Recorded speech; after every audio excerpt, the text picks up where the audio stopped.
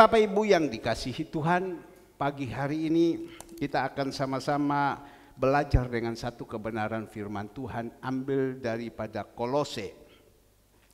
Kolose 3 kita baca mulai dari ayat 18 sampai dengan ayat 25. Kolose 3 mulai dari ayatnya ke-18 sampai dengan 25. Dan kita sama-sama membaca, kita merenungkan dan kita simak baik-baik. Ini adalah satu perintah, satu nasihat, satu teguran, satu pengajaran untuk kita. Dan saya percaya kalau kita mengerti ini, kita lakukan, Tuhan janjikan, engkau akan kujadikan kepala bukan ekor, naik terus dan tidak turun. Ya. Jadi artinya apa? Kita menerima berkat daripada Tuhan. Tapi di dalam ulangan 28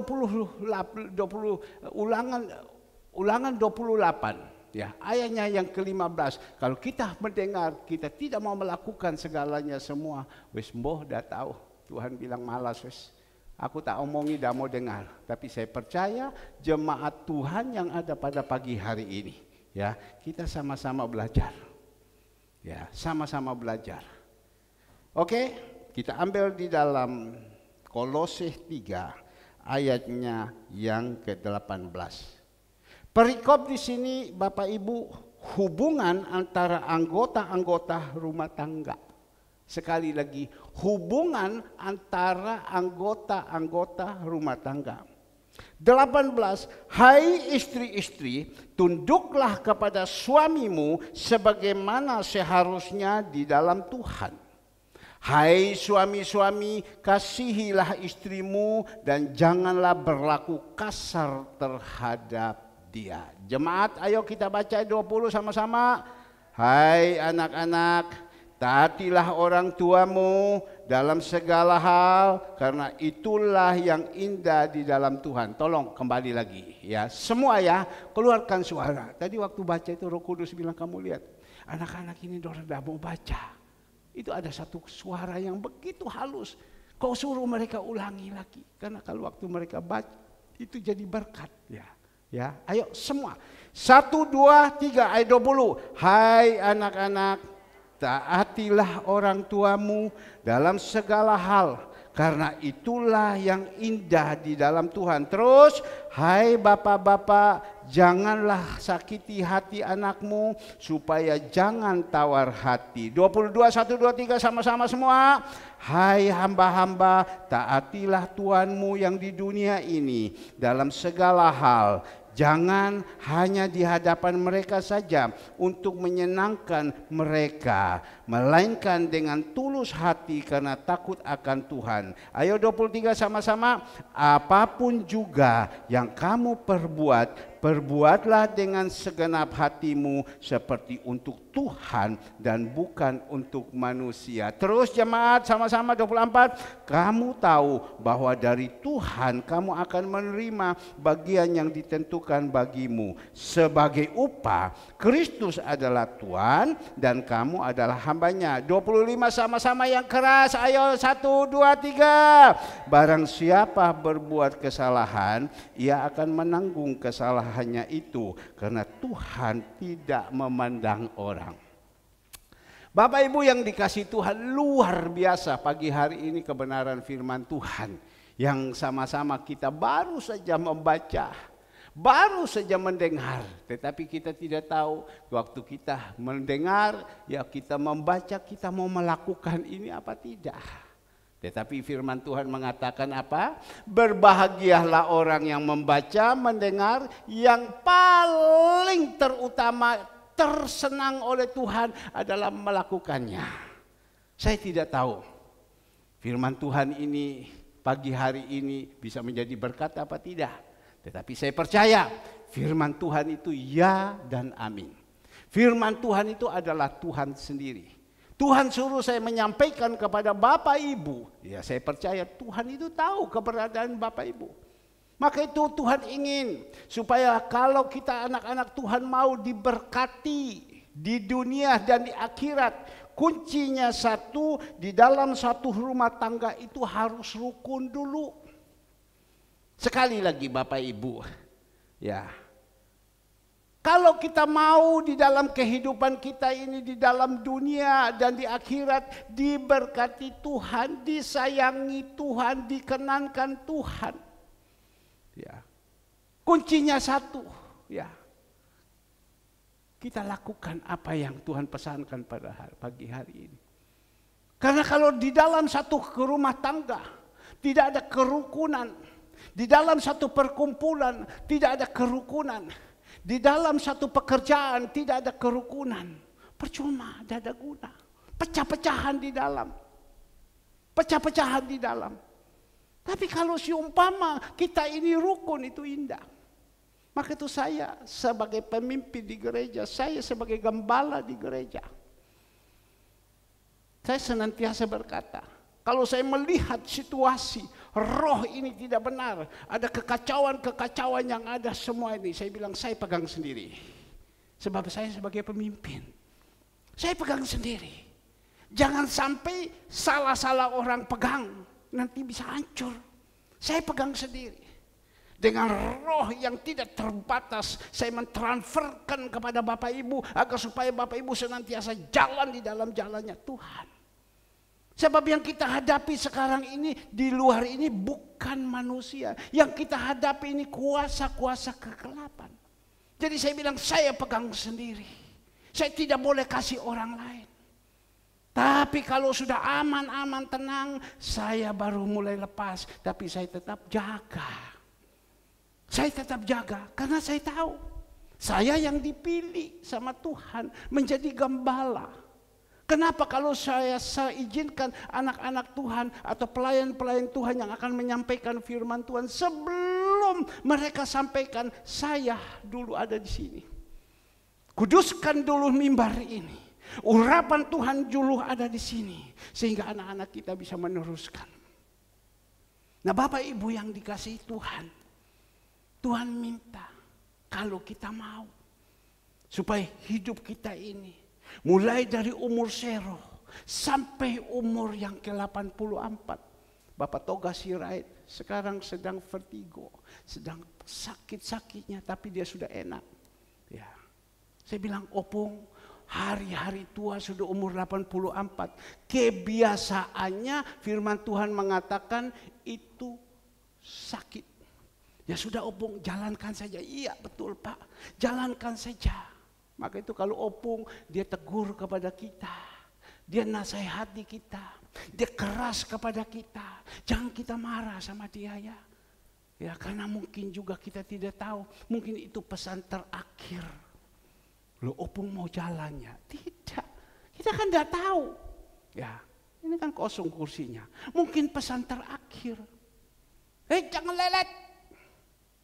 Kamu harus jadi orang tertib. Kamu harus jadi orang, jangan terlambat. Kamu punya tugas, tidak boleh terlambat. Sekian menit sebelumnya, kamu sudah harus ada. Opung ini kok jahat, gini-gini. Tidak. Mungkin Tuhan pakai dia untuk menasihati kita, menegur kita. Kita mau buat apa? Kalau dia sudah marah, masa kita datang, kita kejar ke ikan sepat sana. Kita ambil batu, kita lempar sama dia. Kenapa kau ngomong kayak gitu? Kan tidak mungkin. Orang sudah tua. Berarti dia mungkin tahu sudah hari-hari yang dekat ini. Apa yang dia bisa buat lagi? Dia hanya bisa menasihati kita, bisa menegur kita. Dan senantiasa kalau dia menegur, dia katakan, ini adalah firman Tuhan. Mohon maaf saya jangan dimarahi. Dan Tuhan pakai prajurit-prajurit orang seperti ini. Angkatan-angkatan ini yang senantiasa disiplin dia menyampaikan kita. Nah saya katakan kepada dia tadi, Opung yang kuat ya. Nanti sebentar saya mau kirim apa sama kamu, mau makan apa, saya kirim. Aduh Pak, terserah saja sudah Pak. Opung mau nasi, aduh jangan dulu Pak. Apa yang kau mau? Barusan dia sakit beberapa waktu yang lalu dia sakit. Dia sakit dia sendiri. Dia sendiri Andre langsung bagaimana caranya pergi cari bubur yang enak. Kasihkan sama dia bubur. Suruh Agu. Ya Bapak, kau tolong dulu ya Koko, kau bawa ini bubur, kau pergi kasih sama Opung ada di rumah sana. Oh ya, aku dengan jalan kayak gini, tahu sendiri Dohau Timur, jalan kayak gini, dia jalan kayak gini, dia bawa itu bubur sampai sana. Ya udah tahu waktu dia kotor pintu, namanya Opung ini vertigo, udah bisa bangun segala, tidak ada siapa-siapa. Dia kedor terus, tidak ada, pasti dalam hati dia amin, tidak ada, tak bawa pulang bubur.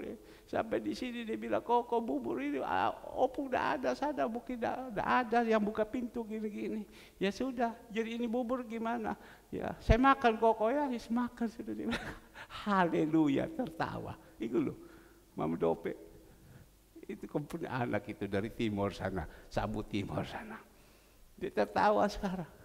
Nah Bapak Ibu, kita melihat, tadi saya bilang Opung, apa yang kau mau, gini-gini, aduh Pak, doakan saya dulu sekarang. Saya doakan, Tuhan tolong, berikan dia kekuatan, supaya dia mampu menghadapi, karena kebiasaan ini adalah penyakit, sakit yang Tuhan izinkan. Mampukan dia, umur sudah 80 lebih. Ya. Sudah istilahnya bonusnya juga. Tapi kita berdoa, Opung kuat ya. Kita masih tetap membutuhkan Opung ada di gereja. Yang memberikan contoh, berikan teladan, berikan nasihat. Iya Pak, iya Pak, iya Pak. Jadi kita jangan marah dia, karena dia sayang kepada kita. Mungkin penyampaiannya yang keras, tapi kita ambil hikmat. Ini untuk demi kebaikan kita. Seorang ibu, dia mengatakan waktu di Zoom, untung kami ini senantiasa dibimbing, dididik, dinasihati terus. Coba kami tidak dibimbing, tidak dididik, tidak dinasihati, tidak ditegur oleh Bapak Gembala. Pada waktu kami susah, kami sudah rencana. Anak kami titip kepada saudara, dan kami rencana. Suami istri mau cari apartemen lantai 32, dari atas orang dua pegang tangan. 1, 2, 3. Dari lantai 32 lompat turun ke bawah. Wa inna lillahi rajiun. Tapi untung dia bilang, kami mendapatkan kekuatan, kami mendapatkan nasihat, kami mendapatkan teguran. Oh tidak, kami harus jalan, kami harus kuat, dan lain-lain. Kalau tidak, dia bilang, kami pada waktu itu sudah cari di mana, kami sudah mulai mungkin coba masuk di apartemen ditolak, masuk di apartemen ditolak. Ya, tapi sekarang kalau mau apartemen hubungilah Saudara Alfred. Kemarin Saudara Hengki dan Yvonne, mereka pulang pelayanan. Selesai pulang pelayanan, mereka pergi, Fred, kami mau mampir di apartemen kamu, boleh? Oh ya, boleh, silakan. Katanya silaturahmi. Ya, ada pengantin baru silaturahmi. Ya, ternyata dorang bukan silaturahmi, dorang masuk di dalam berenang. Berenang, Yvonne, Hengki, dan Josia. Nah Bapak Ibu yang dikasihi Tuhan, Alfred bilang, Pak, Josia ini berenang tapi tidak bawa celana ganti. Masa saya punya celana ganti yang besar ini tak kasih, sebenarnya lolos seperti sarung katanya. Wes repot. Nah kita melihat kembali lagi, kalau kita mau diberkati Tuhan, satu rumah tangga, hubungan antara anggota-anggota rumah tangga itu harus wawo, harus rukun. Mazmur 133 ayat 1-3. Sesungguhnya, ya Tuhan bilang, sesungguhnya Tuhan itu senang orang rukun. Ayatnya yang ketiga, orang yang rukun, disitulah berkat Tuhan itu diperintahkan. Keluaran 28. Ulangan 28 ayat 8. Kalau kita melakukan kebenaran firman Tuhan, lakukan dengan setia, dan semua apa yang diperintahkan kita jalankan. Ayat 8 Tuhan katakan, disitulah aku perintah, memerintahkan berkat di atasmu, di dalam lumbungmu, di dalam segala usahamu, dan ia akan memberkati engkau, dan bla bla bla. Ini tinggal bagaimana kita mau percaya enggak ini firman Tuhan. Dan hari ini Tuhan minta kepada kita di dalam satu rumah tangga. Ada siapa dulu di dalam satu rumah tangga? Pasti ada suami dan istri. Ya, itu ada suami dan istri dulu. Suami dan istri. Tentu suami dan istri sebelum menikah berpacaran dulu kan. Satu sama lain saling melihat cocok apa tidak, bagaimana kehidupannya, bagaimana segalanya semua. Kan mereka yang jalankan sambil dulu cocok dulu. Ya, itu kalau kita di dalam Tuhan. Tidak berpikir yang lain dulu, cocok dulu. Cocok, seiman, lahir baru, baru masuk di dalam pernikahan kudus. Saya percaya kalau sudah cocok dan lain-lain segalanya semua pasti. Ya, waktu menikah juga, menikah sudah bukan pacaran lagi. Sudah seperti kakak beradik, ya. Menikah sudah dalam satu rumah tangga sudah lain. Tapi di sini dipesankan kepada kita agar supaya di dalam ayatnya ke-18, ya, kita tahu di dalam satu rumah tangga kepalanya suami. Ya, ekornya atau lehernya atau penolongnya itu adalah istri. Bukan istri yang menjadi kepala, tetapi suami. Di dalam mengiringi Tuhan, Tuhan Yesus itu kepala. Kita ini jemaat. Di dalam bergereja, pemimpin-pemimpin gembala-gembala ini yang dipilih Tuhan, dia adalah kepala. Kita ini jemaat. Kita harus tunduk. Yang sekarang kita mau belajar. Dikatakan melalui Rasul Paulus kepada jemaat yang ada di Kolose. Itu jemaat itu yang ada di Kolose sekian banyak, Rasul Paulus hanya pesan kepada jemaat-jemaat ini. Dia katakan di sini apa? Ayat 18. Hai istri-istri, tunduklah kepada suamimu sebagaimana seharusnya di dalam Tuhan. Hai istri-istri, tunduklah kepada suamimu seperti mana di dalam Tuhan. Memang kadang repot ya, orang menikah tidak periksa baik-baik, dan waktu itu menikah, waktu sudah menikah melihat oonnya, ya, melihat tidak benarnya suami dan lain-lain, sehingga istri itu pandang hina. Atau juga mungkin menikah kita melihat ada berapa banyak orang menikah, dia mencari ya suaminya, mungkin karena tidak punya duit, dia sepelekan. Yang istri yang bisa cari uang, dia sepelekan kepada suaminya. Banyak hal yang harus kita perlu korek, tapi saya tidak perpanjangkan di sini. Tetapi yang perlu kita tahu dulu, istri-istri Tuhan minta apapun, ya kita harus tunduk kepada suami. Pak, bagaimana suami saya begini, suami saya begini, itu pilihanmu. Sekarang ini, kamu sebagai istri sudah dipersatukan, kamu harus tunduk, itu firman Tuhan. Gimana Pak, kalau suami saya begini, ya kita kan bisa tukar pikiran. Mungkin kok ini salah, kok ini salah, kok ini salah. Kita bisa bertukar pikiran. Maka itu mari suami-suami juga kita mau supaya istri tunduk kepada kita. Ya, dikatakan di dalam ayat 19, hai suami-suami, kasihilah istrimu dan janganlah berlaku kasar terhadap dia. Jangan berlaku kasar terhadap dia. Kasihilah istrimu. Kita tidak boleh berlaku kasar. Ini firman Tuhan kembali kepada saya. Firman Tuhan juga kembali untuk Bapak Ibu. Bukan saya saja sempurna. Saya tahu ini firman Tuhan. Tapi kalau saya mau berbicara di dalam rumah tangga saya, ya, saya mau berbicara di dalam rumah tangga saya.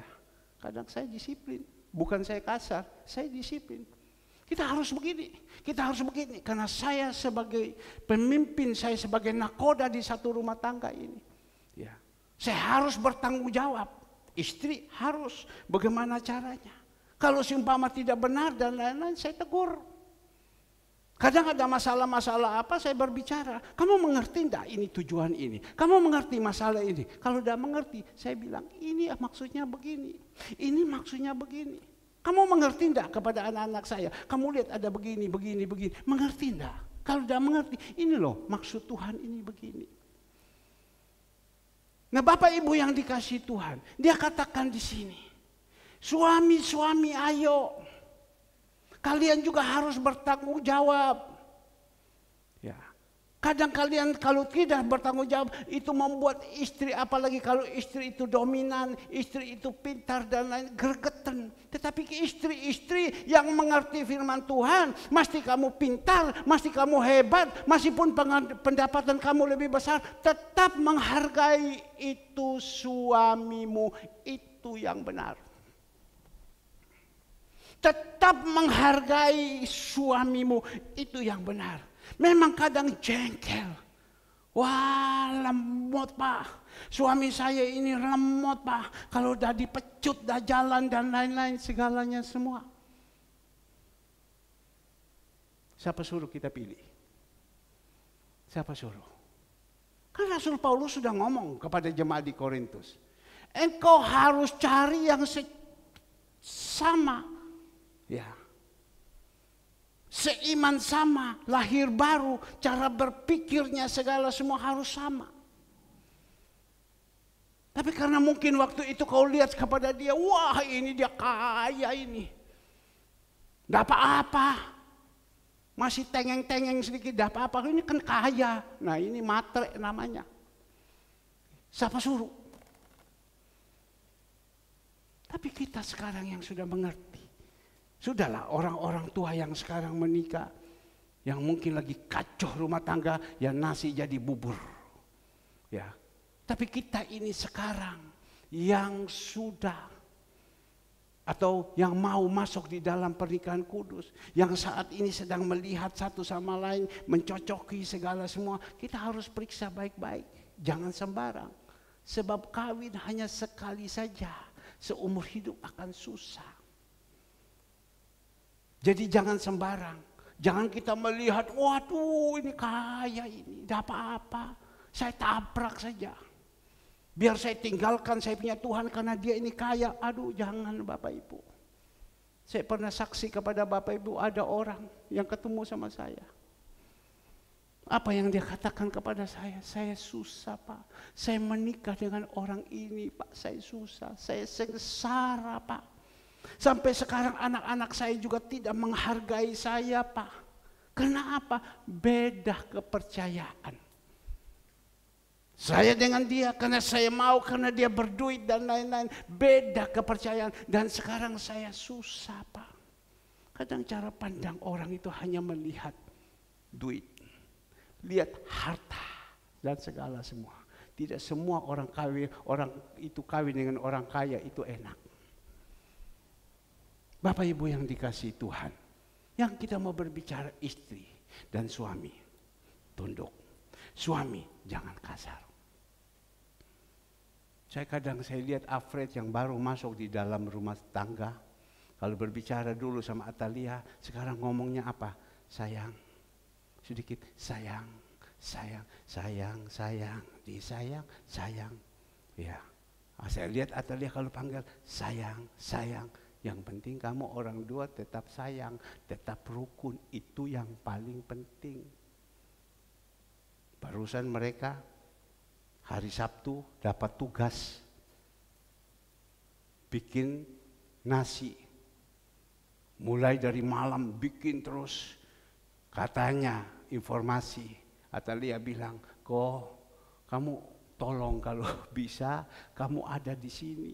Biar saya kerja, kamu tidak usah kerja. Biar saya kerja. Ini gelap kok. Ini sebentar ini jam 7 ini kita sudah harus bawa ke gereja. Kalau bisa, ayo bangun dulu. Kau temani, tidak usah kau kerja. Cukup sejak ini. Ya, iyo katanya. Iyo tapi ngorok terus. Dah bantu. Ya, Tapi dia lapor sama saya apa? Aduh Pak, Om, boyoku lorong, batal saya toto ini nasi segalanya semua. Maka itu hari Senin mereka dapat tugas 200 kotak lagi untuk pantai asuhan. Iya, boyok lorong, sakit semua. Saya coba ngecek betul apa tidak. Enggak, katanya ditinggal tidur loh. Tapi saya percaya mereka sama-sama bekerja sama.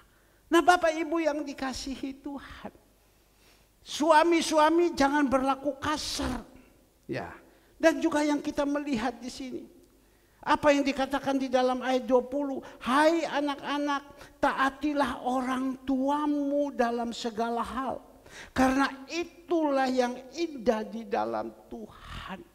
Hai anak-anak, taatilah orang tuamu dalam segala hal, karena itulah yang indah. Anak-anak, ayo, ya, kita belajar orang-orang tua yang piara kepada kita mulai dari kecil sampai besar, ya.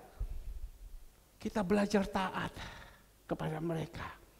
Atau kalau di dalam Efesus, hormatilah mereka. Ya, hormatilah. Kita belajar menghormati. Kita belajar menghormati. Ya. Tapi di sini diajarkan kepada kita juga kita belajar mentaati. Tetapi ada satu ayat Bapak Ibu yang dikasih Tuhan, ayat 21. Hai bapak-bapak, janganlah sakiti hatimu, hati anakmu, supaya jangan ada tawar hati. Ada juga seperti itu. Kenapa anak-anak ini mereka tidak taat? Mungkin orang-orang tua menyakiti hati mereka. Jadi untuk saya, untuk bapak yang ada di sini, berusaha jangan kita sakiti hati daripada anak-anak kita. Ya, jangan kita sakiti mereka. Apalagi zaman sekarang anak-anak ini, tolong kalau bisa yang sudah di kamar mandi bisa keluar sudah. Jadi supaya kita tidak ngoceh di dalam kamar mandi. Dengar ini firman. Ya. Nah Bapak Ibu, cobalah kita belajar agar supaya kita ini jadi, ya, orang-orang tua juga begitu, berusaha agar supaya anak-anak itu senang kepada kita. Kita perhatikan mereka, kita tahu apa yang menjadi kesulitan-kesulitan mereka, kita buka jalan, ada masalah, ayo, ada ini segalanya semua. Ya, kita berbicara juga dengan baik. Saya keras kalau anak-anak salah. Ini salah saya bilang. Tapi kalau sudah ngeyel saya omong salah ini. Kalau sudah ngeyel saya bilang jangan ngeyel, ini salah. Ya tapi diomongi. Sudah mengerti, ya sudah. Karena apa? Kalau seumpama mereka salah jalankan, yang susah itu siapa? Yang susah kan orang tua. Ada orang tua tidak mau tahu. Anak susah dia tidak mau tahu. Tetapi kalau ada orang tua yang benar, itu anak-anaknya dia bertanggung semua. Saya tadi malam masih berbicara, persis tangan saya ini sakit. Tangan saya ini sakit. Kalau digosok dengan minyak kayu putih, diurut, rasanya enak. Gitu. Ya namanya kita sudah umur dan lain-lain, sakit ini tangan. Saya punya anak Kesia, saya bilang, ayo Kes, kamu urut. Papa punya badan ini, urut. Saya bilangnya, urut. Habis selesai, sedang dia urut. Saya ngomong sama dia begini, kau doakan Papa. Papa ini panjang umur. Saya hanya ngomong kepada dia, kau doakan Papa panjang umur. Papa akan lihat sama kamu sampai nanti kau punya anak. Sampai kau menikah, kau doakan ya Papa panjang umur. Jangan sampai Papa ini pendek umur atau sudah dipanggil, kan kasihan kamu jalan tidak ada siapa-siapa. Mungkin ada mama. Ya, tetapi Papa ini kau doakan. Papa pasti perhatikan kamu. Kau doakan Papa ya. Sesudah itu selesai, kau gantian lagi. Saya mandi. Jadi dia koko yang pijet sama saya, gosok segalanya. Saya hanya ngomong, doakan Papa ini. Ya, doakan Papa. Papa panjang umur. Papa sehat terus. Papa akan lihat terus sama kamu. Jaga terus kepada kamu. Ya, tetapi bukan tidak memberikan kamu kuasa, tidak. Tidak kuasa memberikan kamu wewenang, tidak. Tapi kan Papa jaga. Papa jaga. Karena apa? Itu tanggung jawab daripada orang tua. Dia punya tanggung jawab. Kalau kita mau, supaya kita dihargai, kita berusaha, punya tanggung jawab. Tanggung jawab. Bahkan dikatakan lagi di sini ayat 22, hai hamba-hamba, taatilah Tuhanmu yang di dunia ini dalam segala hal. Jangan hanya di hadapan mereka saja untuk menyenangkan mereka, melainkan dengan tulus hati karena takut akan Tuhan. Saya mendengar tadi Saudara Catherine waktu dia berdoa, waktu dia memimpin pujian, Tuhan berikan kami supaya kami melayani Engkau dengan apa? Tulus hati, tidak punya motivasi. Kita datang ke gereja cari Tuhan dengan tulus hati, tidak punya motivasi. Dengan tulus hati, dikatakan di sini Bapak Ibu, hai hamba-hamba, taatilah kepada Tuhannya. Kita jemaat taat kepada Tuhan kita Yesus Kristus di dalam perintah-perintah yang ada di dalam sini. Kita jemaat Tuhan, ada pemimpin-pemimpin, yaitu wakilnya Allah. Seorang gembala, kita belajar taat. Kita juga pekerja-pekerja, kita harus taat. Di mana kita bekerja, pemimpin-pemimpin kita harus taat. Kita anak-anak, kita harus taat orang tua kita yang ada di rumah. Tuhan Yesus senantiasa memberikan contoh. Tuhan Yesus senantiasa memberikan teladan. Dan selama 33 tahun dia ada di muka bumi ini, tidak pernah kita melihat satu pun yang dia berbuat salah. Kan dia memberikan contoh, memberikan teladan. Kita ini manusia yang ada di muka bumi, masih hidup oleh darah dan daging. Tapi kita berusaha agar supaya kita bisa melakukan yang baik, memberikan contoh, memberikan teladan. Bukan hanya kita ngomong saja, memberikan contoh dan teladan. Mungkin Pak saya tidak mampu, Pak saya tidak kuat, Pak bagaimana cara saya bisa memberikan contoh dan teladan. Saya mau berbuat baik, yang jahat itu sudah ada di depan. Tapi kita ada Roh Kudus. Roh Kudus yang memampukan kita. Sehingga kita berkemenangan, dan berkemenangan. Jadilah kita jadi contoh. Orang tua jadi contoh. Kalau pemimpin-pemimpin kerja di perusahaan, di dunia, ya mereka tidak jadi contoh karena mereka berpikir dia sudah bayar kepada kita. Sudah, kamu jangan banyak ngomong, saya sudah bayar sama kamu. Tapi kalau kita yang di dalam Tuhan, jadi contoh. Jadi orang tua jadi contoh, jadi gembala jadi contoh, jadi pemimpin-pemimpin sel jadi contoh, jadi penyampai-penyampai firman jadi contoh. Agar supaya nama Tuhan dipermuliakan. Nah Bapak Ibu yang dikasihi Tuhan, ini adalah satu nasihat yang kita dapat. Tinggal bagaimana hati kita sekarang. Mau kita lakukan apa tidak? Kadang Pak, gimana ini Pak saya bisa menjadi contoh orangnya model macam begini. Sudahlah, Tuhan sudah ngomong. Apa yang dia ajarkan, engkau ikut. Tapi jangan kau ikut tingkah lakunya. Karena orang ini mengajar, tetapi dia tidak bisa melakukan. Yang diajarkan itu adalah kebenaran, kita ikut. Tidak usah lihat orang. Ya boleh ngomong kayak macam begitu betul. Ya, tapi coba dulu Pak. Saya juga kadang seperti itu. Saya melihat, wah kok begini ya. Kok bertolak belakang ya. Tapi saya tetap tidak ambil pusing. Namanya masih manusia. Tapi firman-Nya yang saya pegang baik-baik. Ya, saya lakukan di dalam kehidupan ini. Kalau Bapak Ibu berkata, mohon maaf bukan saya mau ngomong uang, tidak. Kok iso ya? Jam 4.56 ya. Kok iso tiba-tiba ada yang kirim uang sama Pak Hermannya? Aku udah pernah tahu loh kayak gini. Saya percaya Bapak Ibu juga sering dapat seperti gitu. Ya. Tapi kok iso ya? Kok isa ya? Kok ada orang pagi-pagi sedang ngorok? Tapi kok bisa ya? Ada yang macam begini. Karena apa? Kita sudah masuk di level-level ruang suci. Kita sudah keluar terus, masuk terus, naik terus. Sehingga mata Tuhan itu melihat kepada kita terus. Apa yang saat ini sedang digumuli. Tuhan melihat hati saya. Tadi pagi saya itu baru selesai mandi. Dan mulai dari jam 2 saya tidak tidur loh. Saya terus tersyukur di bawah kaki Tuhan, saya berdoa. Dan Tuhan sudah kasih tahu kepada saya. Saya bilang sama Tuhan, Tuhan hari ini bayar listrik Tuhan. Tuhan hari ini bayar listrik Tuhan. Dari mana? Saya kan berdoa, saya kan minta kepada Bapa di surga.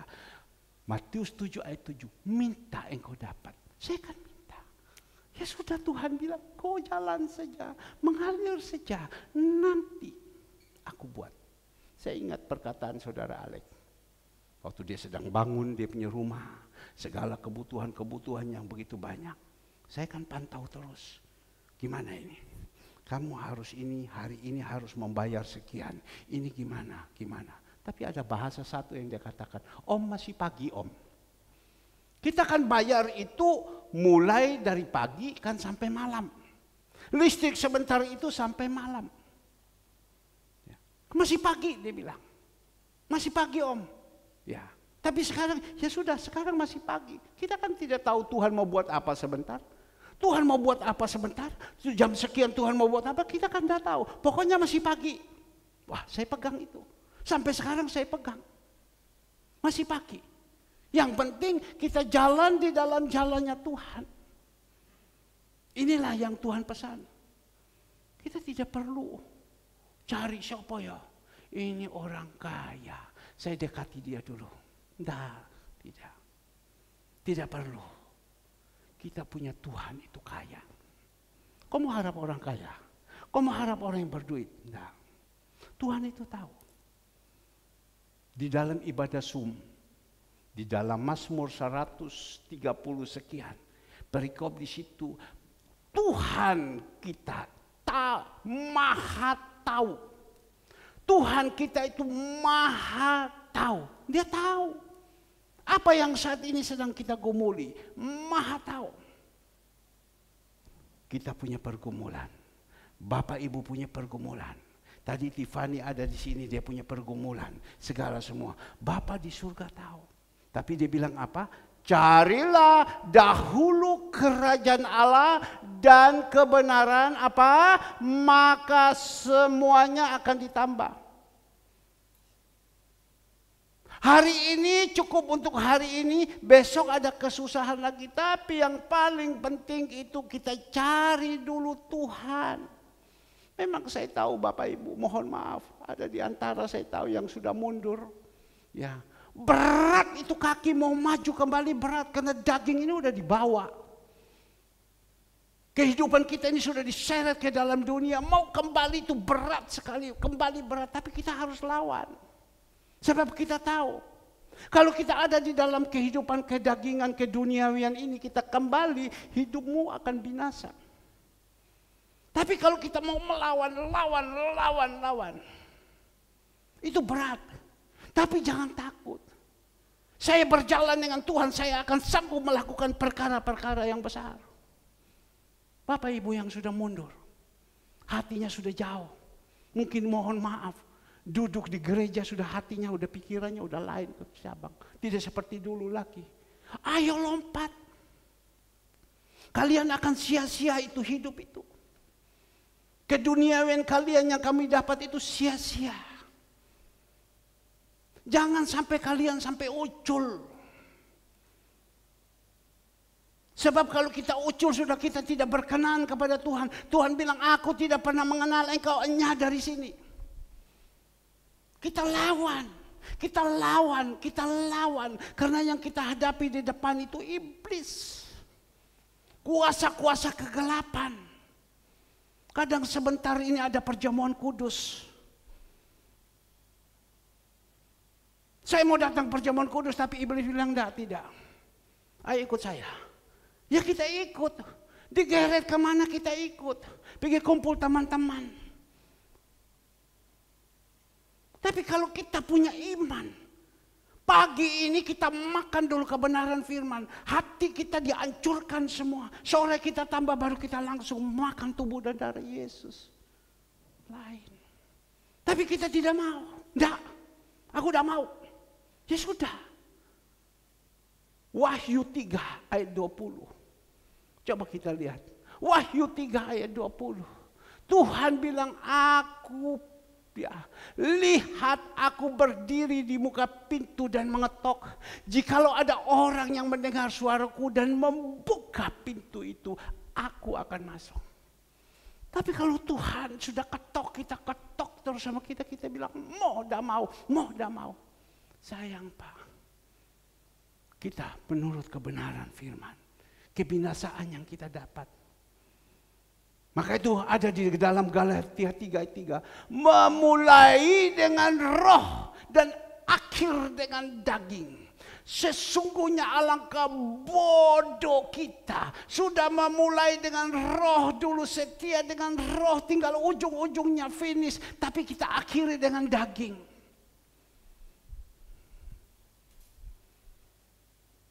Bapak Ibu, saya sebagai gembala,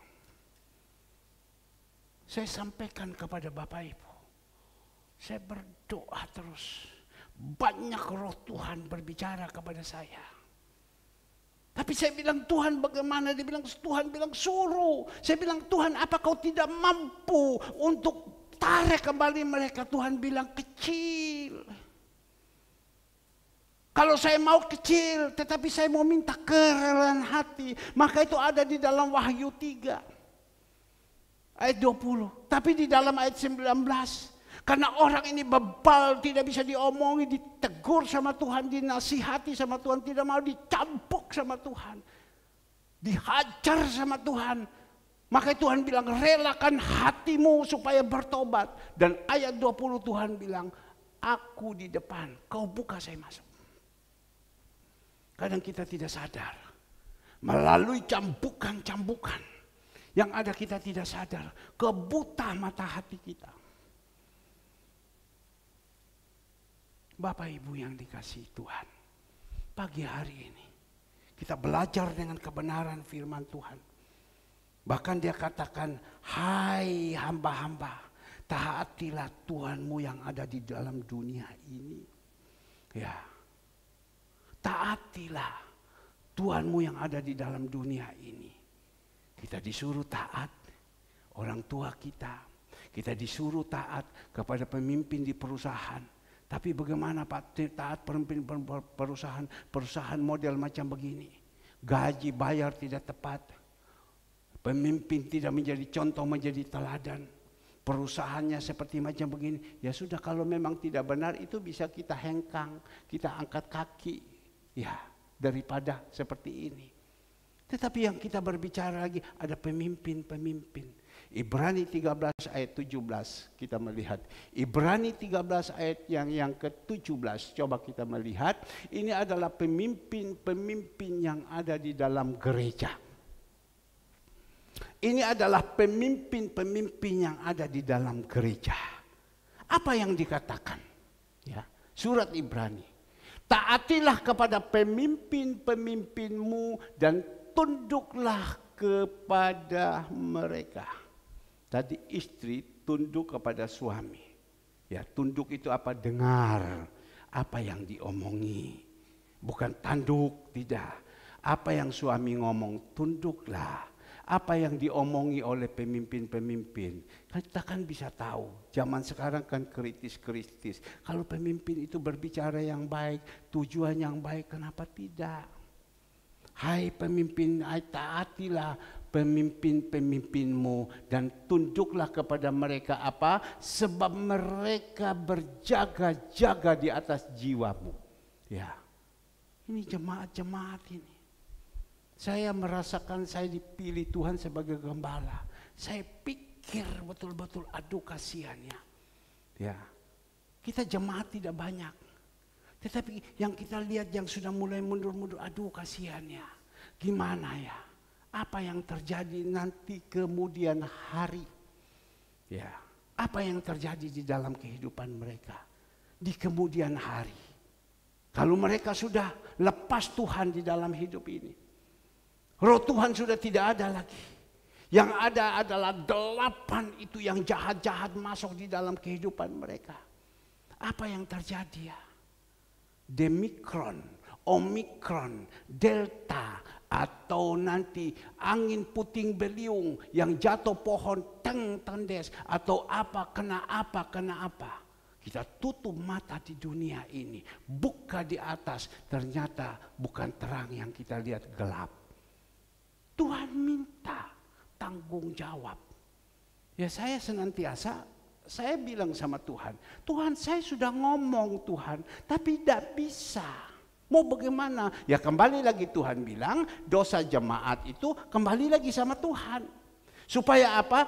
Tuhan berikan kepada tubuhnya diserahkan kepada setan, ya, tapi rohnya diambil kembali kepada Tuhan. Tuhan sudah bicara, tapi mereka tidak mau, mereka bebal.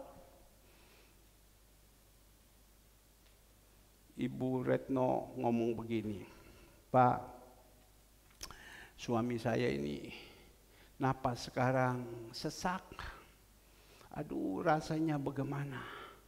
Jadi istrinya ngomong, saya mau dengar. Apakah istrinya waktu suaminya mau, Pli, aku iki opo Pli, kok kayak gini nangis gini. Apakah Cupli waktu itu dengar macam itu langsung ditapoi sama suami. Pancet ikan. Malas biasa. Buak. Suami wis loyo kayak gini dikaploki maneh. Tidak kan. Wis Mas, ndak apa-apa Mas, dijalakno aja sudah Mas. Yo apa Bli, aku kok kayak gini. Ya sudahlah Mas, ndak apa-apa. Bien, ya. Sampean kan sudah dinasihati, ditegur. Ojo lo kayak gini, ojo. Sampean bebal, sampean ndak mau dengar. Yo Bli, yo apa? Saiki kon wis diomongi, wis dinasihati tidak mau. Saiki lah kamu lah susah. Mohon maaf bahasa Jawa saya ini kan tidak enak ya. Masih saya sudah sekian puluh lama di Surabaya, tapi bahasa Jawanya tidak bisa. Tapi ya apa? Kamu dulu itu sudah sampai dinasihati, dipanggil, diomongi, ojo kok kayak gini. Mbok ngomong, yo aku tobat. Ya aku tobat. Bahkan pernah satu waktu itu ada satu anak muda perempuan panggil sama dia ke belakang. Nggak tahu cerita dia dan berbicara, dituding dia. Nangis, keluar sampai nangis kayak gini. Ya, opo mak? Nangis, wis aku kapok. Kapok kelompok mana? Tuhan bilang, miupan Pak. Orang ini saya sudah tidak bisa. Saya sudah kirim orang untuk berbicara, menasihati dia. Gembala sudah panggil dia di mimbar. Gembala sudah tunduk-tunduk, sudah omong sama dia. Lopo iku Pak Herman. Ya, kok melo ae terus. Lopo iku Pak Herman. Kare saking kudu tak keplaki. Wes. Mangan. Wes, mangan. Kayak dokter ini. Covid. Wes, mangan. Itu kan Ibu Cu yang kirim. Saiki parunya wis kayak gini. Pernah Pak? Ya apa? Suamiku gini. Itu oksigen sudah masuk. Sampai duduk di semen, tak kuat napas. Saya lihat kadang saya kasihan. Ya apa? Sampai pernah ibu kekasih ini ngomong. Wes, saya bilang. Jadi ya apa caranya? Ya sudah. Kamu siapkan ya, namanya kan kita harus berjaga-jaga. Kita berdoa kepada Tuhan, kamu siap yo. Nanti jasnya mbok siap no. Kok kayak apa Pak jas? Masa malain perjamuan kudus. Dak isa tangi lho iku, napasnya sorol Pak. Paru-paru es bolong kiri, bolong kanan Pak. Diomongi dulu dah mau bebal katanya. Wes katanya. Ya sudah, kamu siapkan saja jas. Nek ono opo-opo kita ada. Loh Pak, gini. Kan kita harus berjaga-jaga. Kalau ada apa-apa siapa yang ngurus? Wes, aku tak pinggir yo. Ndak ojo Pak. Ya wes, aku juga pusing. Sampai saya hubungi teman saya. Di mana ada peti yang gratis? Ya apa caranya kayak gini-gini? Ya, tapi saya bilang siapkan jas. Saya sudah kontak teman saya. Ya Pak, ada apa-apa? Pokoknya waktu COVID besar kuat-kuatnya, kalau ada apa-apa langsung Bapak lapor, mobil ambulans datang, langsung masuk di dalam, tutup sudah selesai, pergi ke Kembang Kuning. Ya, tapi Tuhan itu ajaib. Tuhan itu baik. Baik, masih terus. Maka itu kita jaga ini hidup. Kadang dinasihati, disampaikan, ditegur, tidak mau. Itulah manusia. Jangan. Firman Tuhan sudah ngomong, taatilah kepada pemimpin-pemimpinmu. Kalau dia masih mau menegur kita, dia masih mau menasihati kita, karena dia sayang kepada kita. Jangan sampai digampangkan. Taatilah kepada pemimpin-pemimpinmu, coba, karena dia yang bertanggung jawab atas jiwamu. Sebagai apa? Orang-orang yang harus bertanggung jawab atasnya. Pemimpin itu punya tanggung jawab. Kita kalau mau dipakai sama Tuhan, kita harus bertanggung jawab. Jangan sampai tidak tanggung jawab. Lihat itu. Hari ini saya tunjukkan kepada Bapak Ibu. Bapak Ibu ikut ambil dalam donatur, memberikan semua, dan kita tanggung jawab. Saya percaya saya sudah kirim ke grup kepada Bapak Ibu. Bapak Ibu lihat apa tidak, saya tidak tahu. Tetapi saya tetap punya tanggung jawab. Ini loh, duit kamu tidak ditilep, ini loh, jalan terus. Tanggung jawab. Kita juga harus bertanggung jawab. Tanggung jawab kepada Tuhan, kepada orang-orang yang dipercayakan, yang digembalakan. Tanggung jawab. Kadang ada orang, kalau sudah diomongi tidak mau. Ngamuk. Saya barusan berbicara dengan satu anak muda. Saya bilang, kamu ingat ya, kamu sekarang udah dewasa, kamu dari sekolah minggu ya, sekarang sudah dewasa, jaga roh kamu. Jangan sampai waktu mendapat nasihat, dapat teguran, kamu ngamuk. Kasihan ngamuk, kamu lari, jadi apa? Susah payah dari sekolah minggu sampai besar, sudah mulai bekerja. Bersyukur anak-anak saya kemarin sudah mereka wisuda, masuk di dalam accounting, masuk dalam sekretaris, atau masuk di dalam Inggris, masuk dalam, semua bersyukur. Ya. Tapi jangan sampai kita sudah ini, kita mulai jauh lagi dengan Tuhan. Jangan. Bertanggung jawab loh. Bertanggung jawab atas jiwa-jiwa ini. Hai hamba-hamba. Dan juga kita katakan jangan hanya di hadapan mereka saja untuk menyenangkan mereka. Melainkan dengan apa? Tulus hati karena aku takut akan Tuhan. Ya, kita harus taat ya dengan tulus hati.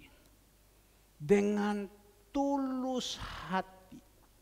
Kita melayani dengan tulus hati. Ini yang Tuhan pesankan. Nah, ayat mulai dari 18 sampai dengan ayatnya yang ke-22. Sudah kita bahas.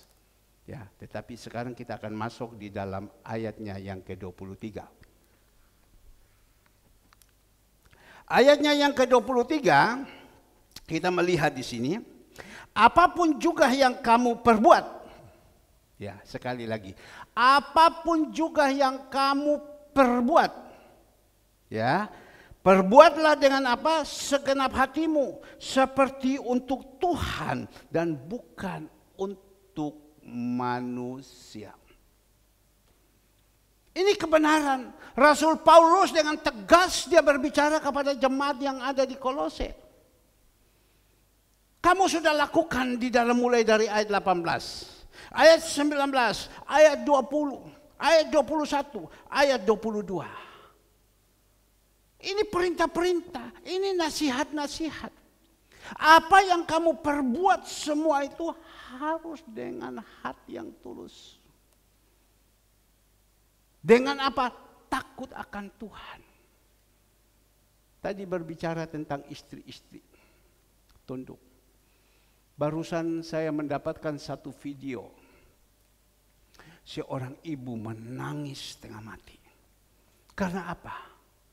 Ibu ini pada waktu itu suaminya, anaknya baru umur 10 tahun.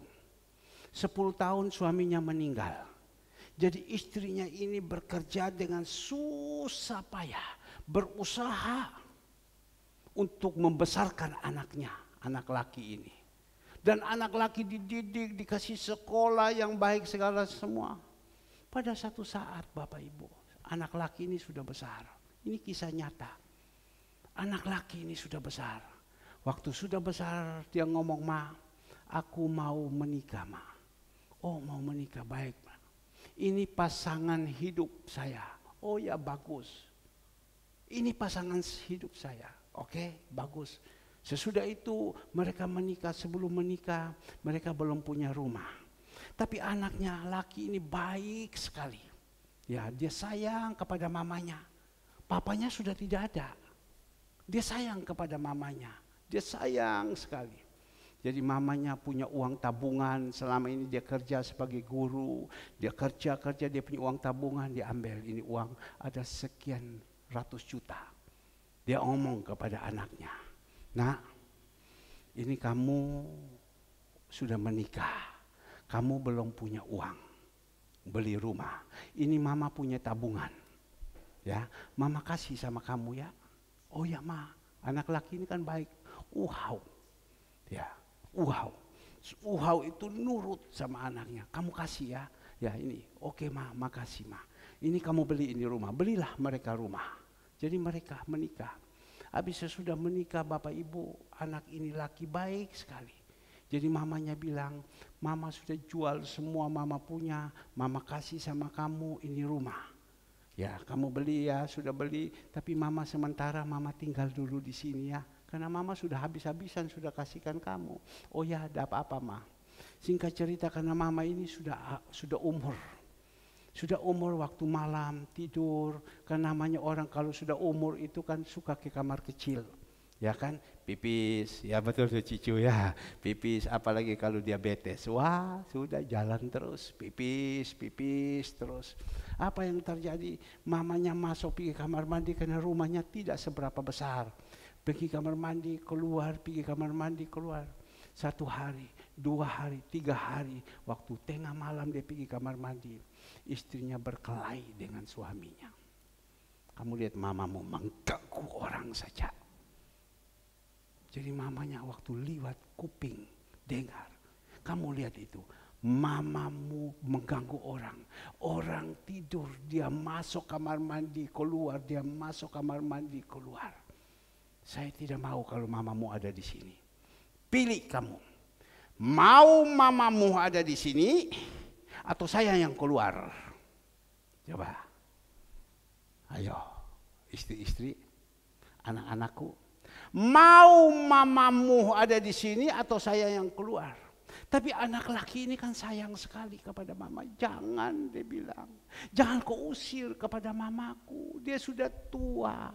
Kau lihat ini rumah ini yang beli ini siapa? Dia kerja setengah mati, hasil dari kerjaan ini dia kasih sama kita ini uang. Untuk beli ini rumah sekarang yang kita tinggal. Masa sekarang dia baru keluar masuk. Sejak karena dia sudah tua, mungkin dia diabetes. Kau marah." Tapi mamanya dengar. Berkelailah, tapi yang laki ini baik. "Sudah jangan," dia bilang, "tidak boleh. Kasihan mama, mau kemana?" Tapi di situ Bapak Ibu, "Tidak. Pokoknya mamamu yang keluar atau aku yang keluar." Nah, ini perlu ini. Yang dari istri ini perlu merenungkan. Yang baru menikah perlu merenungkan. Yang belum menikah perlu merenungkan. Nah, yang laki sekarang juga ini, engkau mau pilih, kau boleh merenungkan. Semua boleh merenungkan.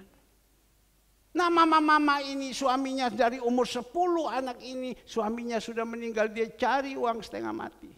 Kau boleh merenungkan bagaimana hidup ini. Ini kisah nyata. Nyata. Teman. Loh. Maka itu kalau saya dari atas mimbar senantiasa, kalau saya khotbah ini senantiasa saya pukul-pukul ini mimbar. Karena saya tahu ini. Dan waktu itu mamanya ngomong begini. Dia tidak mau supaya suami istri ini rame. Tukaran. Besok pagi, habis sudah dia masuk di kamar. Dia mau kencing lagi, tidak bisa, dia tahan. Dia menangis. Dan besok pagi-pagi sudah semua selesai. Dia punya baju, dia sudah kumpul semua. Dia lapor kepada anaknya, Ma, nak, papa, mama mau pergi dulu. Lu kemana, Ma? Ada, mau ketemu keluarga, saudara. Dia bohong, dia tidak mau karena geger. Dia tidak mau ceritakan tadi malam kamu geger itu, tidak mau. Bijaksana sekali mamanya ini. Ya sudah ya, mama pergi dulu. Jangan, Ma, kalau begitu kan. Singkat cerita, dia pergi.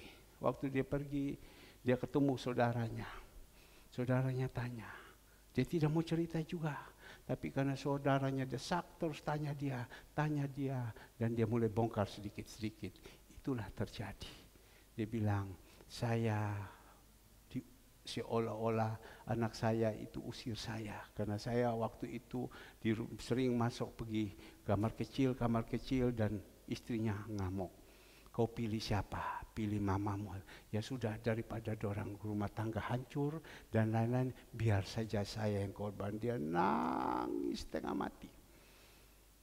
Nah inilah, apa yang kau tabur, itulah yang kau tuai. Nah ini Bapak Ibu yang dikasih Tuhan. Nah indahlah kita ini di dalam Tuhan ada pelajaran-pelajaran seperti ini. Supaya kita bisa sadar. Korban dari orang tua segalanya semua diabaikan. Maka itu tadi ada satu nasihat. Ya. Kalau kita mau perbuat yang baik, berbuatlah yang baik. Bukan hanya kepada suami saja. Kepada orang-orang lain. Berbuatlah yang baik. Jangan sampai kita berbuat hanya menyenangkan orang saja tetapi hati kita ini lain. Berbuatlah yang baik. Mungkin kita bertanya, Tuhan, saya mau berbuat yang baik. Apa upahnya? Kan kadang orang begitu. Saya mau berbuat yang baik, apa upahnya? Sudahlah, kita tidak usah berpikir yang upah. Di dalam firman Tuhan, di dalam Galatia 6, Tuhan bilang apa? Jangan jemu-jemu kamu berbuat baik. Terutama kepada siapa? Kepada sesama seiman. Coba kita melihat di sini, tolong dikeluarkan Galatia 6 ayatnya yang ke-9. Galatia 6 ayatnya yang ke-9 dikatakan di sini, janganlah jemu-jemu berbuat baik. Karena apabila sudah datang waktunya kita akan menuai. Ya. Nah Bapak Ibu yang dikasihi Tuhan. Tadi ada dikatakan hormati atau taat kepada orang tua. Bukan hanya taat kepada orang tua laki saja, taat juga kepada orang tua yang perempuan. Saya kalau berdoa dengan saudara Alek, Tuhan berkati papa mama saya. Berkati papa mama mertua. Ya. Berkati papa mama saya. Berkati juga papa mama mertua. Meskipun papa mama mertua dulu pernah membuat yang tidak enak, tapi sudah. Itu adalah satu proses. Ya. Maka itu kita harus banyak mengerti. Ini kebenaran firman Tuhan. Sehingga Tuhan katakan kalau saat ini kita berbuat, ya, jangan kita berpikir berbuat untuk manusia. Kita lakukan untuk Tuhan. Tadi pagi saya mendapatkan laporan bahwa tugas seseorang tidak bisa karena ada sesuatu. Ya, waktu saya diam begini, saya dapat laporan begitu. Oh, saya kaget. Roh Kudus bilang itu. Banyak orang untuk aku disepelekan. Ya. Untuk dia, untuk dunia dorang number one kan. Ya, Karena sedikit saja mereka mau tinggalkan apa yang menjadi tanggung jawab mereka.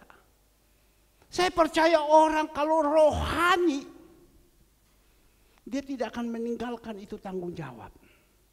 Kalau rohani, tapi kalau rohana, dia akan tinggalkan. Bapak Ibu, saya sebagai gembala, saya tidak pernah kepingin domba-domba dari luar punya yang datang, ya, yang hanya tumpang gini, tidak.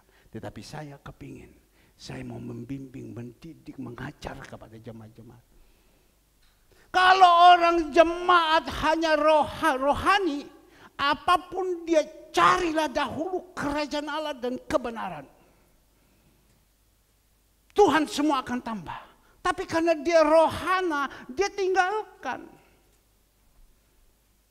Dengan kacang merah saja dia tinggalkan. Ada kacang merah di situ mau kasih untuk dia makan saja, dia tinggalkan itu. Itu karena apa? Rohana. Istri itu penolong, anak itu penolong, mantu itu penolong, semuanya.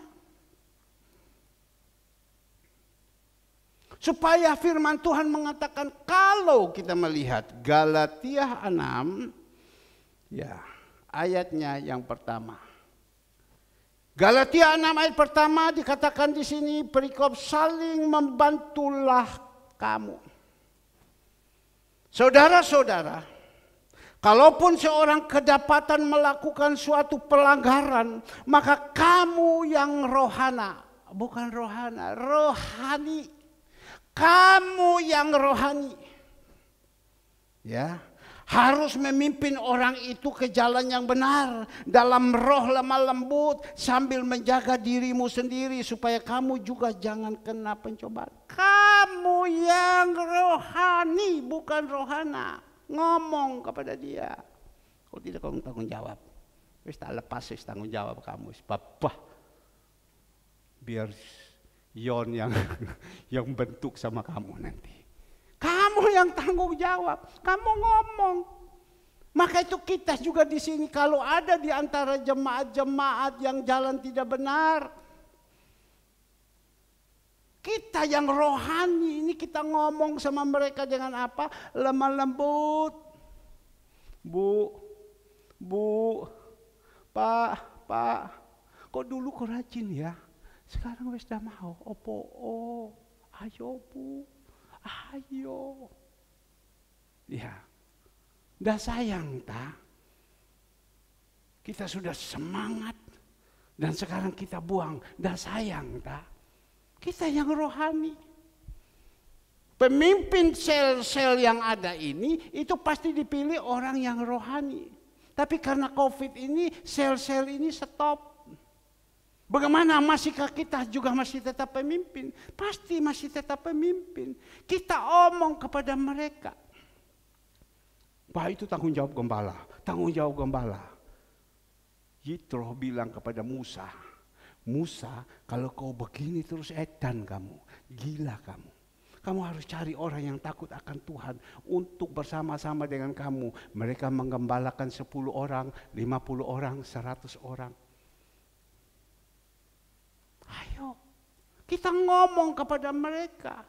Tapi kita tahu orang-orang ini rohnya yang sudah mundur itu kan berbahaya. Kita harus berjaga-jaga. Kan dia ngomong di sini kan. Sambil menjaga-jaga dirimu sendiri supaya kamu juga jangan kena pencobaan. Karena orang-orang yang sudah mundur ini, orang yang sudah jauh daripada Tuhan itu, rohnya itu wuduh. Gawat. Saya aja takut kalau saya ketemu orang-orang seperti gitu. Tidak usah dia badan besar, dia anak kecil aja saya takut kok. Sampai saya bilang, loh Tuhan, roh saya lebih besar daripada dia. Kenapa kok saya harus takut sama dia? Dalam nama Yesus, dalam nama Yesus. Benar loh Bapak Ibu. Kadang saya itu takut loh. Tapi saya bilang, roh saya lebih besar. Saya takut loh. Kepada ada di antara Bapak Ibu jemaat-jemaat yang sudah mundur.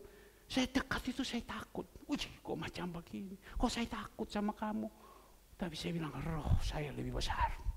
Yang ada sama kamu itu roh dunia. Dalam nama Yesus, dalam nama Yesus, dalam nama Yesus, dalam nama Yesus.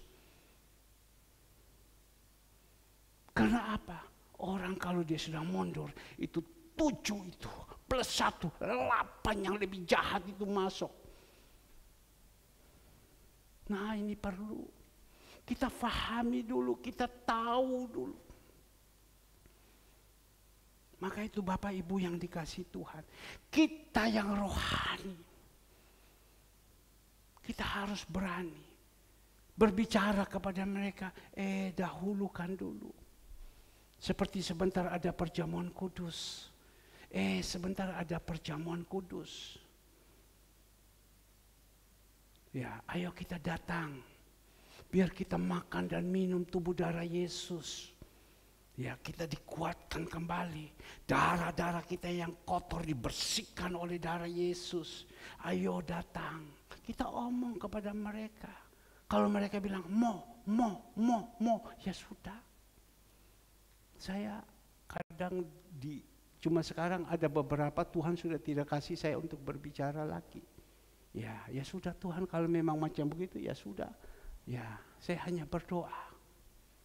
Kalau sampai Bapak Ibu masih bisa dinasihati, masih bisa ditegur, karena Bapak Ibu itu disayang. Kalau sampai Bapak Ibu sudah tidak bisa dinasihati, tidak bisa ditegur, hati-hati, kita dijadikan anak gampang. Mungkin kita berkata, Pak, enggak gereja sini dapat apa Pak, di luar banyak. Bapak Ibu ini dari kecil ini ada di sini. Tuhan taruh di sini, dibimbing di sini, dididik di sini, diajar di sini sampai besar. Sampai besar. Bapak Ibu diberikan pengertian di sini, semua di sini. Berarti Bapak Ibu mau dipakai untuk menjadi tongkat-tongkatnya Tuhan, tiang-tiangnya Tuhan yang ada di sini. Tapi kalau Bapak Ibu tidak mau, lompat lari, memang banyak loh gereja-gereja di luar besar-besar, enak. Bintang-bintang film yang datang, idol-idol yang datang. Pengkhotbah tidak berani singgung dosa. Dia kasih enak terus, dikasih enak terus, berkat. Bapak Ibu, bagaimana kalau kita hidup tidak benar, kok berkat bisa turun? Benar kan? Bagaimana kalau kita hidup tidak benar, berkat bisa turun? Bisa, setan yang kasih. Tapi kita lihat kalau setan yang kasih, lain kan? Mau setia lagi? Dah mau. Jemaat kita ini kita lihat tidak seberapa. Ya. Ada orang yang sudah ini dah mau lagi ibadah, dah mau. Tapi waktu dulu, waktu susah, nangis-nangisan. Habis Tuhan sudah tolong, sudah lain, dah mau sekarang. Dah mau. Itu harus bagaimana? Kita serahkan kembali kepada Tuhan. Biar Tuhan yang atur. Ingat, didikan Tuhan itu baik. Ajaran Tuhan itu baik. Semua untuk mendatangkan kebaikan. Didikan Tuhan itu baik. Ajaran Tuhan itu baik. Jangan sampai ada didikan-didikan yang Tuhan didik sama kita. Ajaran-ajaran yang Tuhan ajar sama kita. Kita tidak sadar bahwa ini ada ajaran Tuhan, ada didikan Tuhan. Sehingga kita seperti ini. Kita anggap, biasa. Jangan, tidak boleh. Ini kebenaran firman. 2 minggu yang lalu saya katakan, umatku binasa karena tidak mengerti isi Alkitab. Rasul Paulus bilang kepada Timotius, kamu ingat Timotius, hari-hari yang terakhir ini orang sudah tidak mau ikut lagi pengajaran-pengajaran. Ajaran-ajaran yang benar mereka tidak mau. Mereka hanya mencari orang-orang yang mengenakan telinganya, mendengarkan enaknya. Dia tidak mau ajaran-ajaran, teguran-teguran sudah tidak mau. Itu hari-hari yang terakhir. Tapi kalau kita masih ada di sini, mendapatkan nasihat-nasihat, mendapatkan teguran-teguran. Itu semua Bapak Ibu untuk demi kebaikan kita. Kita bisa berubah. Bagus sekali. Ya, enak. Kita bisa bertahan sampai Tuhan Yesus datang kedua kali. Wah, tadi saya omong sama Opung. Opung bertahan terus ya. Sampai Tuhan datang ya. Sampai Opung ketemu dengan Tuhan. Ya Pak, doakan saya Pak. Kembali lagi. Apa yang kita perbuat katanya Tuhan. Ya. Apa yang kita berbuat katanya Tuhan. Berbuatlah dengan ketulusan hati. Berbuatlah dengan kesungguhan hati. Kita melayani. Ini tidak ada upah loh di sini. Tidak ada dapat duit loh. Kemarin saudara Alek omong sama saya, Pak, ada satu gereja, ya, dia itu 1 bulan.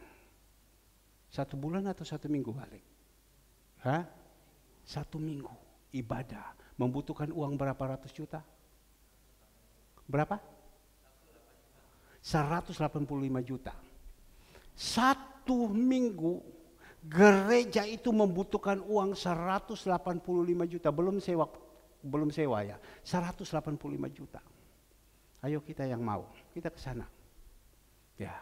Dia bayar semua sama kita. Singer dibayar. Semua dibayar semua.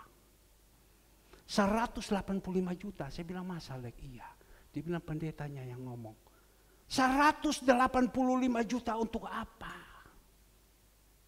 Ya, coba ada di sini Hendrik yang pegang macam begini. Di sana bayar loh. Di sini bayar, tidak pernah bayar. Ya. Yang main-main musik segala semua dibayar semua. Dulu saudara Alfred ditawari, kau main saya bayar sekian sama kamu. Tapi karena dia mengerti firman, dia bilang kan saya dikasih kerja.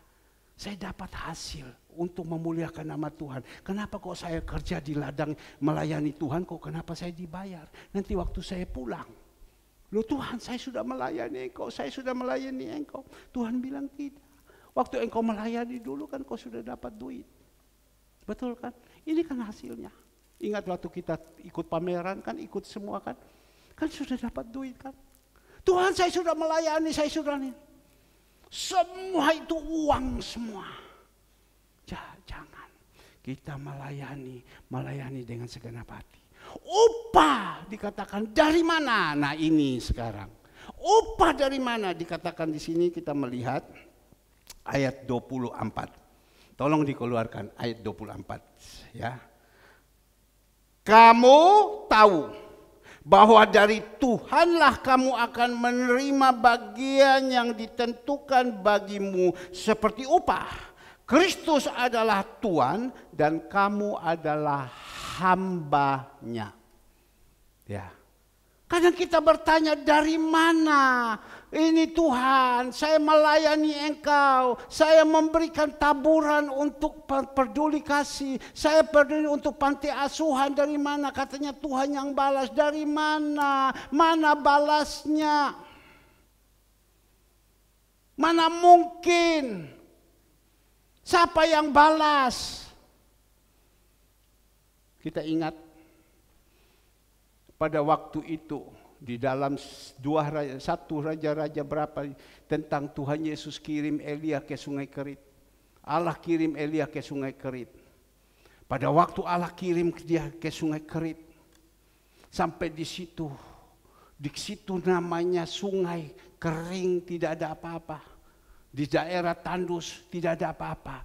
Tapi karena Elia ini mau pergi, sampai di sana kita melihat tidak ada harapan. Siapa yang kasih makan sama dia? Tuhan kita Yesus Kristus. Ya, dia punya banyak cara untuk kirim berkat. Melalui siapa? Melalui burung gagak. Bayangkan Tuhan bisa perintah burung gagak itu datang membawa roti. Bawa kasih dia. Sesudah itu dia mendapatkan, dan saat itu dia sedang melayani di sana, terjadi kekeringan betul-betul. Tuhan perintah lagi kepada Elia kemana? Ke Sarfat. Sampai di Sarfat, di situ dia lapar. Dia mau cari makanan. Lalu untuk isi perutnya. Kok Tuhan izinkan dia ketemu dengan siapa? Janda yang ada di Sarfat. Janda yang ada di Sarfat itu dia bilang waktu itu Elia minta, saya minta apakah kamu mempunyai roti? Dia bilang tidak punya. Saya hanya mempunyai minyak. dan tepung segenggam. Saya bikin roti ini, saya akan makan bersama dengan anak saya. Dan saya makan, besok sudah tidak ada. Tapi di sini kita melihat, karena engkau yang perintahkan, janda ini sudah saya kasih engkau saja. Daripada saya juga makan bersama anak saya besok mati, lebih baik engkau seorang hamba Tuhan, Elia di situ dikasih. Dan kita lihat Elia bilang, betul kau mau kasih saya. Elia mendoakan dia. Dan hari besok seterusnya ada pundi-pundi yang kosong, diisi penuh sama Tuhan. Tuhan punya banyak cara. Dia bisa memakai janda untuk datang memberkati kita. Dia bisa memakai burung gagak. Mungkin kita tanya, dari mana? Dari mana? Saya renungkan ini. Waktu tadi pagi. Tuhan, kita harus membayar listrik. Ya, dari mana? Tuhan, kita harus memberikan makan kepada panti. Dari mana? Semua dari mana? Tuhan punya banyak cara. 1 Korintus 2 ayat 9. Yang tidak pernah pikir, dengar, ada dalam hati. Itu Tuhan berikan. Kepada siapa? Kita orang-orang yang mengasihi Dia.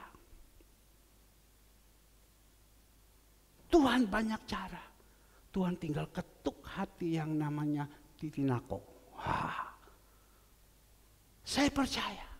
Dia bilang, saya ingat. Dia bisa transfer. Saya bilang, Tuhan, ini buah sulung. Ini buah sulung. Ini buah sulung yang kasih. Saya imani. Saya doakan dia. Saya tahu. Tuhan punya banyak cara. Mungkin kita berpikir, dari mana ya? Dari mana ya? Ayo kita sekarang yang ada di dalam gereja ini. Kan senantiasa saya berbicara. Kita semua ini kan bukan datang orang yang dari orang yang wah. Kan tidak. Semua ini datang dari orang yang susah. Saya ingat dulu, saya ingatkan lagi. Seorang ibu. Badan sampai besar. Utang miliatan. Doa malam saya keluar, dia duduk di situ. Gimana. Tapi kan Tuhan bisa buat. Kita semua yang ada saat ini begitu banyak, tapi kan kita melihat hari lepas hari Tuhan buat. Apakah kita tidak percaya? Kami ini sekeluarga melayani.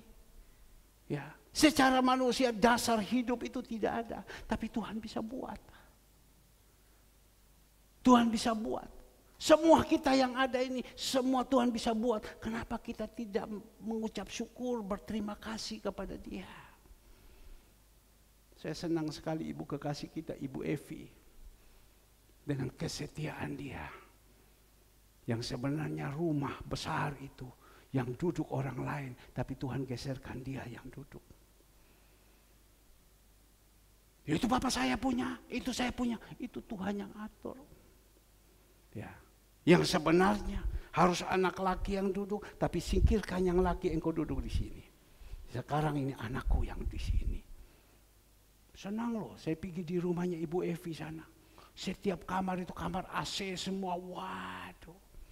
Coba kita ingatkan, kebaikan-kebaikan Tuhan. Kita semua yang ada ini Tuhan tolong, Tuhan buka jalan hari lepas hari, hari lepas hari. Minggu lalu saya ngomong, ada yang sudah katakan kepada saya, Pak, Hans apa? Kok sampai sekarang masih tetap sehat? Ada yang mengatakan, Pak, sudah tidak ada jalan lagi, Pak. Utang saya sudah sekian banyak, ratusan juta, Pak. Wes, Pak, ada jalan lagi, Pak. Sampai kumat kiri, kumat kiri, semua. Tapi kok sampai sekarang masih tetap sehat? Ya. Coba kita lihat kehidupan kita. Tuhan hanya minta satu, kita tidak usah pusing. Kasihi Dia dengan segenap hati. Jalankan semua hidup ini. Dan juga Tuhan tambahkan lagi di sini, ya, pembalasan itu dari Tuhan.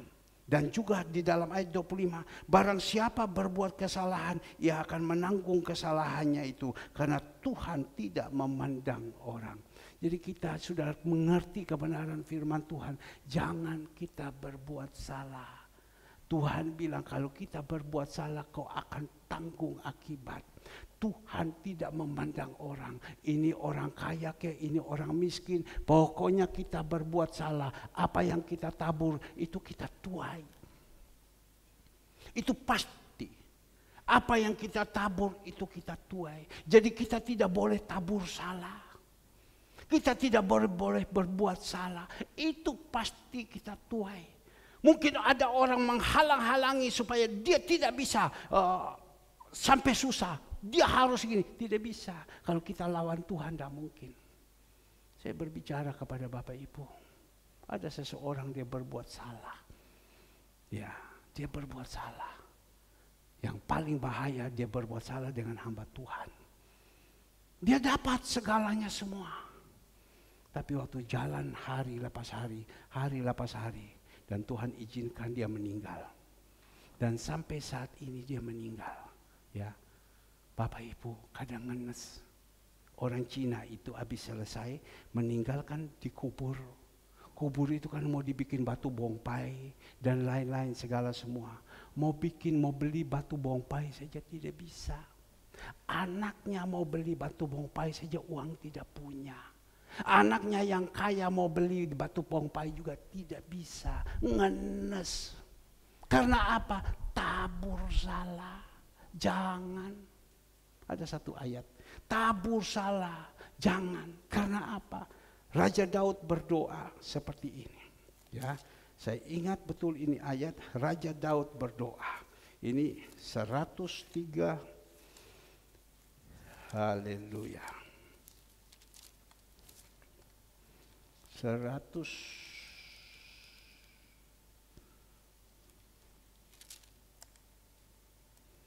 Jangan berurusan dengan hamba Tuhan. Hari kemarin ya.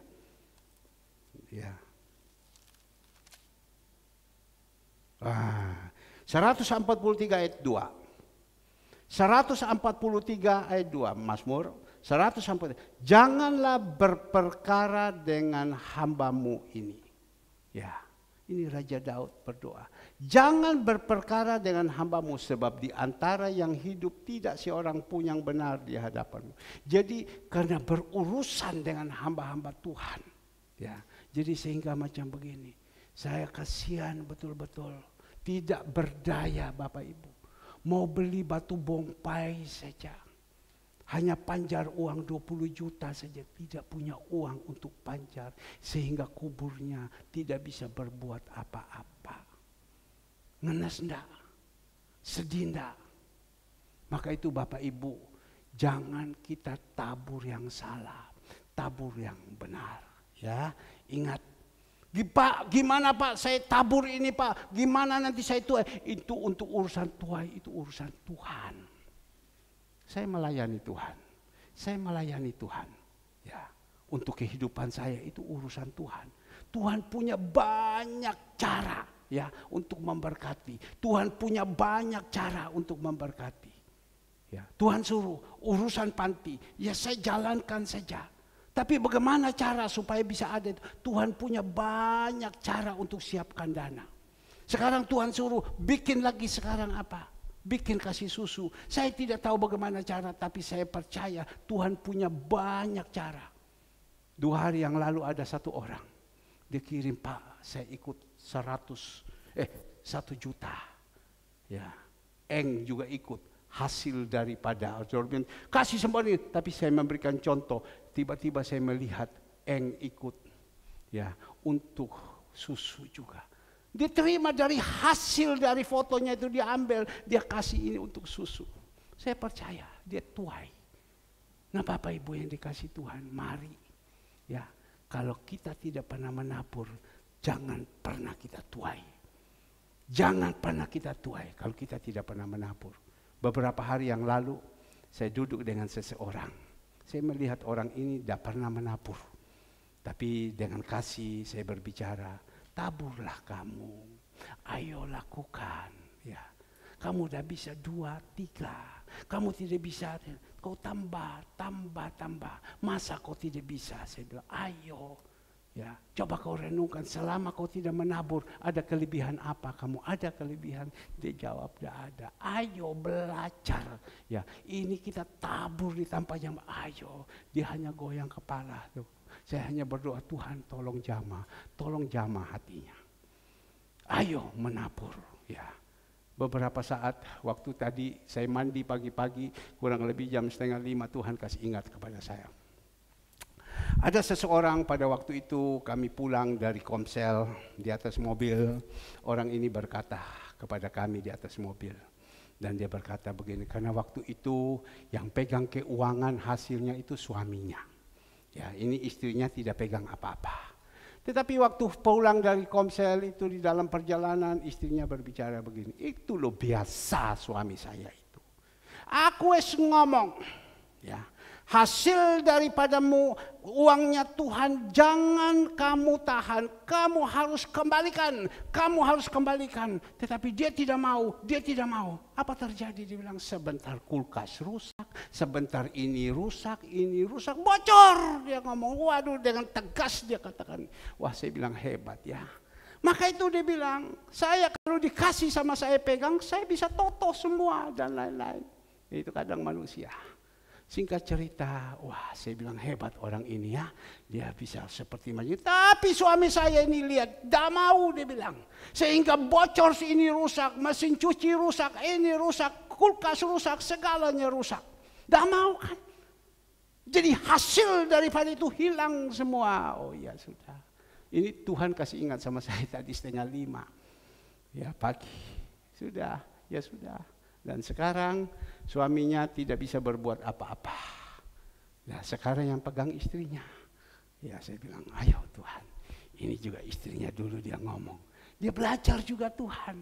Jangan sampai lobang-lobang kiri kanan. Dia harus belajar juga. Ya, disitulah Bapak Ibu ceritanya. Saya rasa sekian firman Tuhan. Biar kita semua yang menerima hari ini bisa menjadi berkat. Sore nanti ada perjamuan kudus. Tinggal sekarang bagaimana hati kita. Mau datang, mau kembali lagi sama Tuhan dengan setia, monggo. Ya, Tuhan senantiasa menunggu kita. Saya minta pemusik, singer, ayo kita